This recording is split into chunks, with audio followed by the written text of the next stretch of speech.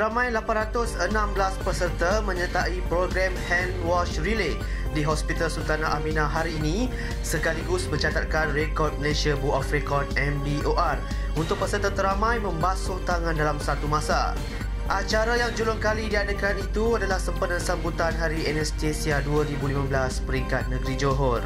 Peserta yang terdiri dari kaki tangan HSA dan beberapa agensi lain terlibat dalam acara basuh tangan beramai-ramai sepanjang 800 meter itu dilihat sebagai simbolik peringatan bahawa mencegah jangkitan bermula dari membasuh tangan.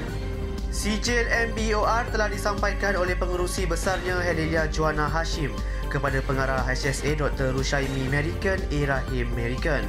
Turut hadir pengarah Kesihatan Negeri Jabatan Kesihatan Negeri Johor Datuk Dr. Muhammad Khairi Yaakob.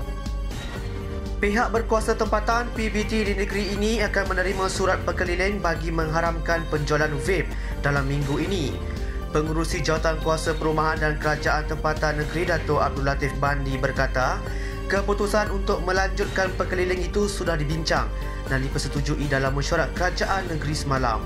Semalam, Datuk Abdul Latif memberitahu Kerajaan Negeri kekal dengan keputusan mengharamkan penjualan vape sebagaimana yang dititahkan Sultan Johor Sultan Ibrahim Almarhum Sultan Iskandar pada 29 November lalu. Menurut beliau, langkah itu diambil setelah mengambil kira kesejahteraan rakyat dalam konteks kesihatan. Pengharaman penjualan vape di Johor merangkumi peranti dan cecairnya.